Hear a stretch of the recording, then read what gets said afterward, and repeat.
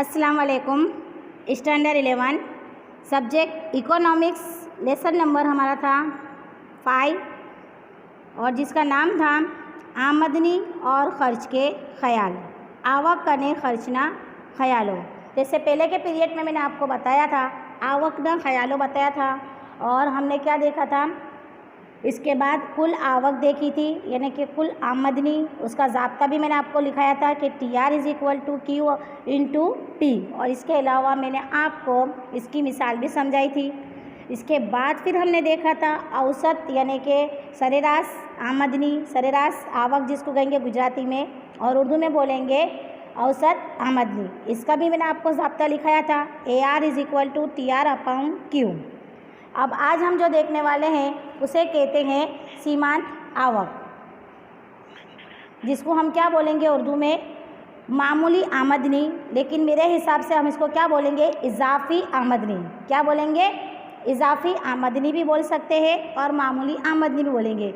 लेकिन सीमांत आवक का मतलब मैंने इससे पहले ही आपको बताया दिया था कि हम जो कारखानेदार है या कोई इंसान है अगर कुछ सरमाया लगाता है किसी अशिया के ऊपर और उसकी बाज़ार में जब उसकी अशिया फ़रोख्त होती है और उसने जो सरमाया ज़्यादा लगाया होता है और उसके ऊपर उससे जो ज़्यादा मिलता है मुनाफा, उसे हम कहते हैं सीमांत आवक। तो सीमांत आवक को हम इजाफ़ी आमदनी भी कह सकते हैं। तो मामूली खर्च के लिए मामूली आमदनी बोलते हैं, लेकिन हम क्या बोलेंगे उसको इजाफ़ी आमदनी, यानी कि हमने जितना रुपया बाज़ार के अंदर जो चीज़ के लिए लगाया था उससे ज़्यादा हमको हासिल हो रहा है उसके ऊपर, तो हम उसको बोलेंगे इजाफ़ी आमदनी। तो कारखानेदार औसत उसकी आमदनी है, जो अशिया है उसकी जो फ़रोख्त की जो आमदनी आती है तब वो क्या कहलाएगी, उसकी इजाफ़ी आमदनी कहेगी। यानी कि अशिया के इजाफ़े के अंदर उसने जो फ़रोख्त कर उसे जो उससे ज़्यादा आमदनी हासिल होती है उसे हम क्या कहेंगे मामूली आमदनी। इससे पहले हमने देखा था मामूली ख़र्च यानी कि इजाफ़ी ख़र्च भी हमने देखा था, लेकिन याद रहे कि ये क्या कहलाएगा सीमांत आवक यानी कि इजाफ़ी आमदनी। यानी कि हमने जितना रुपया लगाया है उससे थोड़ा भी हमको ज़्यादा मिलता है, तो जो थोड़ा ज़्यादा मिलने वाला जो हमको रुपया है वो हमारा क्या कहलाएगा मामूली आमदनी यानी कि इजाफ़ी आमदनी। तो चलो इसको देखेंगे हम एक मिसाल के ज़रिए। मैं आपको समझाती हूँ कि फ़र्ज़ करो कि अगर कोई कारखानेदार है तो 1000 पेन की फ़रोख्त वो कितने रुपए में कर रहा है, 50,000 रुपये में कर रहा है। 50,000 रुपये में जब वो उसको मिलते हैं तो वो कारखानेदार 101 रुपये में एक पेन यानी कि इकाई की पेन वो फ़रोख्त करता है, तो उसको जो आमदनी हासिल होती है वो 50,045 रुपये उसको हासिल होती है। लेकिन उसने कितने में खर्च कितना किया है उसके ऊपर 50,000, लेकिन उसको मिला कितना 50,045 यानी कि 45 रुपये उसका इजाफ़ा हुआ। 50,000 रुपये उसने लगाया सरमाया, लेकिन उसके ऊपर उसको कितने रुपए मिले 45 रुपये मिले। तो जो 45 रुपये है ये मेरा क्या कहलाएगा मामूली आमदनी कहलाएगी यानी कि इजाफ़ी आमदनी, जिसे हम क्या कहेंगे इजाफ़ी आमदनी कहेंगे। इस तरह अशिया के ज़्यादा होने से उसकी फ़रोख्त होने से जो आमदनी में इजाफ़ा होता है उसे हम क्या कहेंगे मामूली आमदनी या इजाफ़ी आमदनी कहेंगे। तो देखो इसका एक सूत्र है, तो बताया गया है यहाँ पर कि MRN = RN - R अकाउंट्स में N-1 है। तो यहाँ पर जो MR जो है तो उसको हम MR मैंने पहले भी आपको बता दिया कि MR को हम क्या कहेंगे इजाफ़ी आमदनी यानी कि सीमांत आवक। और N बताया है तो N का मतलब होता है फ़रोख्त इकाई की तादाद, यानी कि कितने तादाद के अंदर वो अशिया हमारी फ़रोख्त हुई। RN का मतलब होता है कि N यानी कि कोई भी अशिया इकाई के फ़रोख्त में उसकी होने वाली आमदनी, जो आमदनी हमारे को हासिल हो रही है वो। और N-1 N-1 क्या होगा कि इकाई के फ़रोख्त में जो चीज़ हम बेच रहे हैं फ़रोख्त कर रहे हैं वो होने वाली उसकी आमदनी। तो अब इसी उसको सूत्र को हम क्या करेंगे, जो हमने अभी पेन लिए उसके ऊपर से हम उसका मिसाल को समझेंगे। तो देखो मैंने नीचे ही बता दिया है कि हमने कितनी पेन देखी थी फ़रोख्त कितनी हुई पेन की? 1000 है। उसके रुपए कितने उसको मिले? 50 रुपये मिले थे। 50,000 रुपये के ऊपर उसे कितने मिले थे? 45। लेकिन यहाँ पर देखो मैं बता रही हूँ कि पेन 1000 इकाई है और रुपए कितने हैं यहाँ पर दिया गया है? 50 कीमत में होती है। अब उसकी कुल आमदनी कितने रुपए है? 50,000 है। अब पेन जो 101 इकाई में फ़रोख्त करता है, वो एक पेन वो कितने रुपए में फ़रोख्त कर रहा है? 50 रुपये में। उसके ऊपर उसने सरमाया कितना लगाया है? 50,000 लगाया है। और पेन की वो फ़रोख्त जब कर रहा है बाज़ार के अंदर तो 101 रुपये की इकाई से फ़रोख्त हुई, तो उसकी कुल जो आमदनी उसके पास जो कारखानेदार के पास आई वो कितने रुपए आई? 50,045 आई। तो अब इसी आमदनी को हम ज़ाब्ते के मुताबिक हल करेंगे। तो यहाँ पर देखो कि n = क्या बताया गया है? n अब भी मैंने बताया कि n का मतलब होता है फ़रोख्त की इकाई की तादाद। तो वो कितनी फ़रोख्त कर रहा है? 101 फ़रोख्त कर रहा है। उसके बाद उसकी कितनी इकाई की फ़रोख्त करता है? तो 1000। और MR यानी कि MR का मतलब होता है क्या बताया है? सीमांत आवक, यानी कि क्या होती है? मामूली आमदनी। तो मामूली आमदनी यानी कि उसकी इजाफी आमदनी कितनी है? 50,045 है। और जो दूसरा R मैंने बताया है वो उसकी यानी कि कुल सरमाया उसने कितना लगाया है? 50,000। तो 50,000 को ये करूँगी डिवाइड, तो मेरे पास कितने पैसे आएंगे? माइनस करूँगी तो 50,000 रुपये मैंने सरमाया लगाया और मेरे पास मिले कितने मेरे को? 50,045। तो दोनों की मैं माइनस करूँगी तो मेरे को बचा कितना? 45 रुपये मेरे को नफ़ा हासिल हुआ। तो वो 45 रुपये जो है वो मेरे क्या कहलाएगा? इजाफी आमदनी कहलाएगी।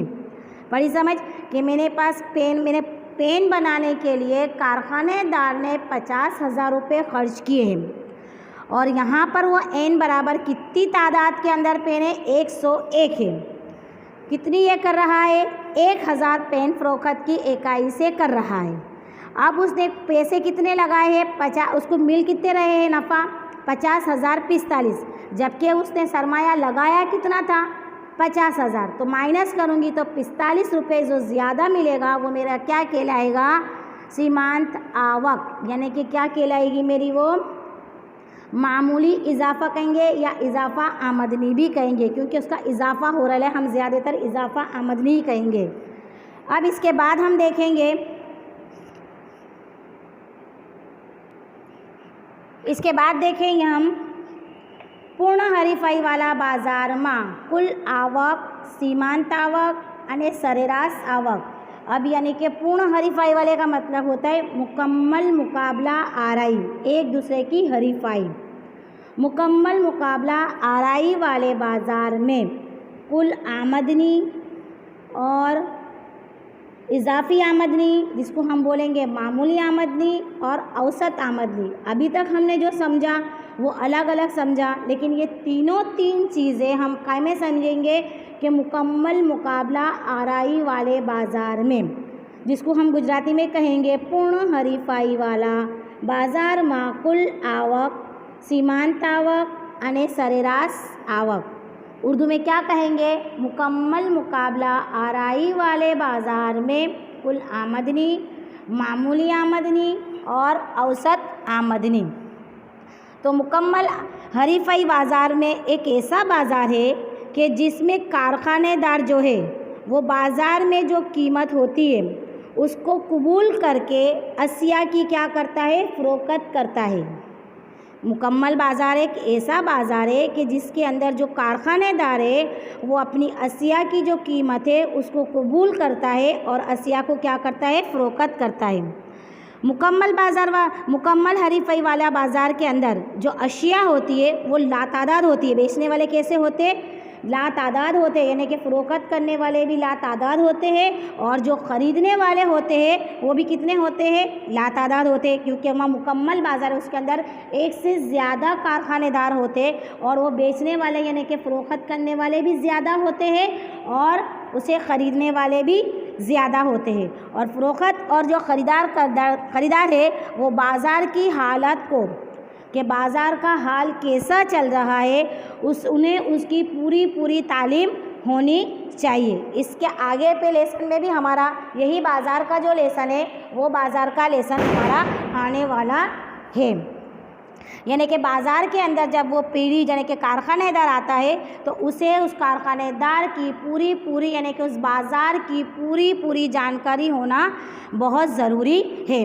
इसके अलावा उसकी कीमत, उसकी मांग जिसको हम उर्दू में कहेंगे मतलबा, और फ़राहमी जिसको हम ज़ख़ीरा कहते, इसके अलावा क्या कहेंगे रसद भी मैंने आपको बताया था, वो भी हम उसी के ज़रिए नक्की करते हैं कि कारखानेदार ये तय करता है कि के अंदर तो लातादाद ख़रीदने वाले भी है और लातादाद फ़रोख्त करने वाले भी है, तो बाज़ार में उस अशिया की हमें कीमत कितनी रखनी चाहिए, क्या उस कारखानेदार से मेरा आगे बढ़ेगा या नहीं बढ़ेगा, मुझे मुनाफा हासिल होगा या नहीं हासिल होगा, ये तमाम की तमाम जानकारी एक कारखानेदार को यानी कि एक बिज़नेसमैन को बाज़ार की पूरी हालत यानी कि बाज़ार के हाल कैसे चल रहे, ये तमाम के तमाम उसकी तालीम उसे होनी चाहिए। इसके अलावा उसकी कीमत, उसका मतलबा, उसकी रसद भी वो कौन तय करेगा, कारखानेदार ही तय करेगा। लेकिन कब तय करेगा कि कारखानेदार की जो उसकी कीमत है, उसकी जो फ़रोख्त करता है, वो कीमत के ऊपर उसके कारखानेदार को, उसकी सनत को कुछ असर होगा या नहीं होगा, उसकी स्थिर कीमत यानी कि उसकी कीमत साकिने या गैर साकिने, ये तमाम के तमाम उस कारखानेदार को यानी कि बिज़नेसमैन को होना चाहिए।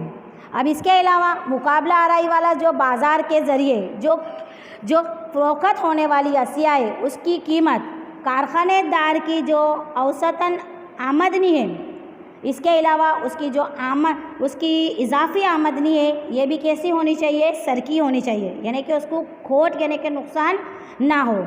ये तो इसके लिए हम ज़ाब्ता बताएंगे कि P = AR = MR।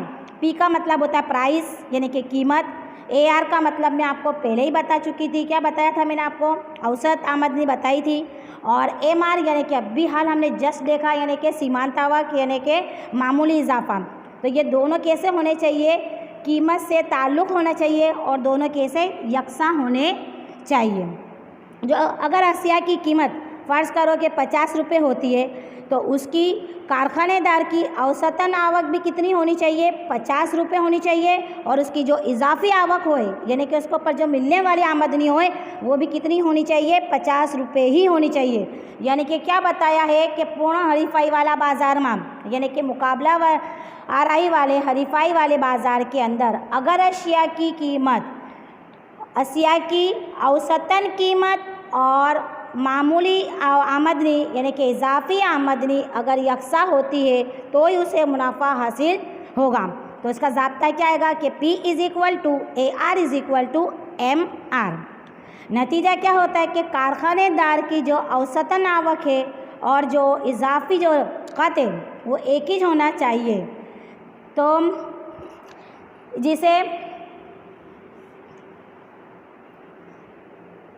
जिसे हम तस्वीर के ज़रिए भी हम पेश कर सकते हैं। तो ये तस्वीरें मैंने आपको पहले भी बताई थी।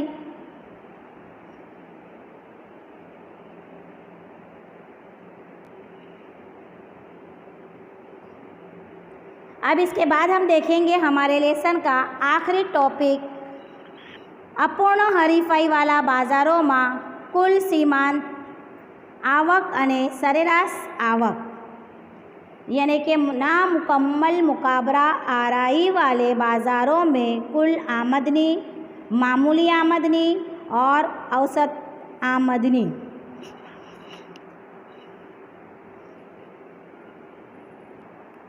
तो इससे पहले हमने क्या देखा, मुकाबला आराई वाला देखा, अब नामुकम्मल हरीफाई वाला देखेंगे। तो मुकाबला आराई वाला यानी कि जिसमें कोई हरीफाई ना हो, ऐसे बाज़ार की हालत के अंदर जो इजारादार है वो हरीफाई और इसके अलावा इसके अंदर तमाम के तमाम का जिसके अंदर हरीफाई होती है वो तमाम का तमाम इसमें शुमार होता है। आम तौर पर से हम देखेंगे तो बाज़ार के अंदर ख़ास करके जो इजारादाराना है वो हरीफाई वाले बाज़ार में जो पैदावार करने वाला है वो अशिया का ज़्यादा फ़रोख्त करने के लिए खुद की अशिया की क्या करेगा, वो मांग के अंदर इजाफ़ा करने के लिए वो कीमत में क्या करेगा, कमी करेगा। जब वो बाज़ार में आएगा तो अपना मुनाफा हासिल करने के लिए कि मेरी चीज़ है जो बाज़ार के अंदर उसकी ज़्यादा से ज़्यादा उसकी मांग हो, इसलिए वो सबसे पहले क्या करेगा कि अपनी जो अशिया है उसकी जो कीमत है उसके अंदर क्या कर लाएगा, वो कमी लाएगा, कि जिससे अगर कम वसिया कम इसमें बिकती है कम कीमत में, तो उसकी मांग कैसी होगी, ज़्यादा होगी। फ़रोख्त में इजाफे की वजह से कारखानेदार की कुल आमदनी में क्या हो जाएगा, लेकिन कमी आएगी, क्योंकि उसकी अशिया जो है उसकी जो पैदावार हो रही है उसके अंदर इजाफा हो रहा है तो उसका खर्च भी बढ़ेगा, लेकिन वो अशिया को बाज़ार में उसकी मांग लाने के लिए उसकी कीमत को क्या करता है, कमी लाता है। तो नतीजन क्या होता है कि कारखानेदार की जो कुल आमदनी है उसके अंदर क्या होगी, कमी आएगी।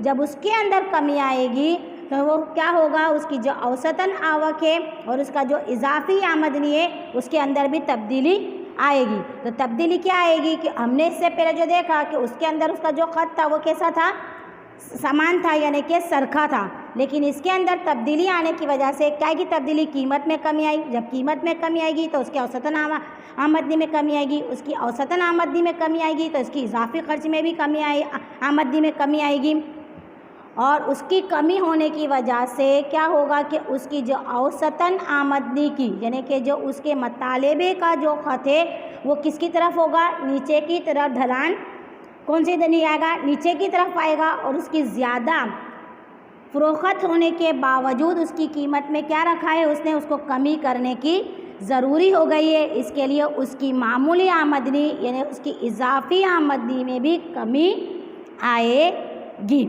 तो यहाँ पर जो हमारा लेसन था ये लेसन हमारा ख़त्म हो गया, 5वां लेसन यानी कि सिलेबस हमारा यहाँ पर ख़त्म हो चुका है।